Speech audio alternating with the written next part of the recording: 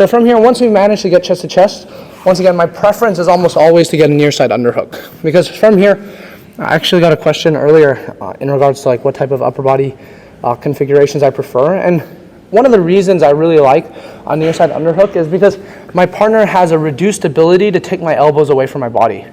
Understand that if you were to take a crossface, I can have a strong effect on my partner's posture, but then he can also have an ability to take my elbows away from his body, especially in conjunction with like a knee elbow escape, right? And then he takes my elbow away from my body. This can be a little bit more threatening than if I were to just have this underhook here. Because now he tries to take my elbow away from his body. He can't really do it as effectively through an overhook. I feel a lot safer from here. However, now I kind of forego the ability to break my partner's posture via this arm. If you do think that this is very important for you, I would recommend using like your head/forehead to turn your partner's chin, and then you can continue to have a similar effect whilst keeping your elbows in tight. This is just something that I like to do, so maybe you guys find this useful. However, from here, once we get to a half guard, depending on how our partner locks their legs, there's actually a few options in which we can start looking to get to a half butterfly. So understand that there's like a pro and con to like passing half guard versus passing half butterfly. I think with half guard, he probably has less ways to off balance me, but he has a greater ability to kind of just clamp onto my leg and make it difficult for me to escape this. Because I'm sure you guys have all experienced this, where someone's just clamping onto your leg and just making it very difficult for you to get out. Obviously, this is not necessarily going to lead to an attack for him, but it's going to make it very difficult for me to progress into my own attacks. So what I like to do in these types of situations is when I find, okay, my partner's really clamping on, is like I can give up a little bit of him being able to off balance me for a pass, depending on how he locks his feet. So right now, his inside leg is locking over the outside leg. What I'm going to look to do is I'm going to grab my partner's shin, and I'm going to look to pull the shin up as I extend my right leg forward. And so notice that when he locks his feet in this configuration, it becomes very easy for me then to force this half butterfly. From this half butterfly situation, we did go over, I forgot which session exactly, but we went over a lot of options that we have here, whether that be stepping over our partner's leg, whether that be if he hugs the knee, we can kind of windshield wiper over. We even have knee cut options. Our options are quite abundant from here.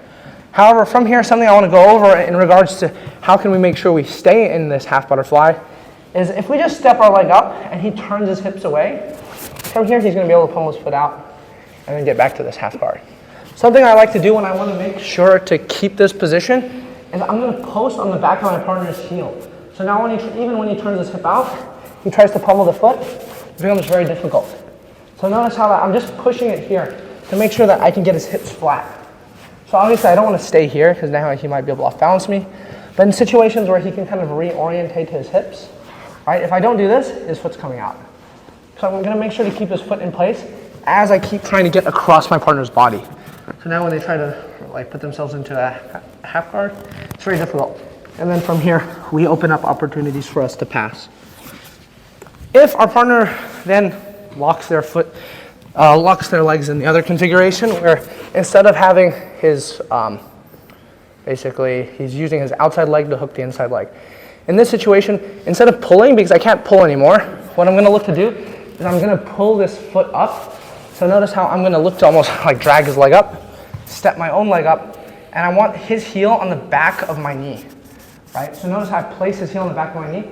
And once again, we're going to look to use an extension and a retraction, where I extend my right leg and I retract my right arm. And from here, I'm able to separate my partner's feet to force half butterfly. We are kind of, not necessarily brute forcing it, but depending on the context you're in, this can be the right thing to do. Especially if you feel like, wow, I need points on the board, the match is about to end, I need a quick pass. I'm willing to like give up a situation where my partner's able to off-balance me more for the ability to then transition into offense more quickly. Because imagine, like, whether I'm approaching this from like a competitive perspective, but even just from like an effectiveness standpoint, where if your partners manage to like, let's say score on you, and now they're here, or they scored an advantage and you need points, you need to get points on the board, you need to transition to offense. If you just play this half guard passing and you have like a minute left, it could be the case where you can't do anything. So this is where I'd be like an advocate for doing a lot of this type of stuff, where we're kind of trying to force these types of situations where then we can move towards our attacks.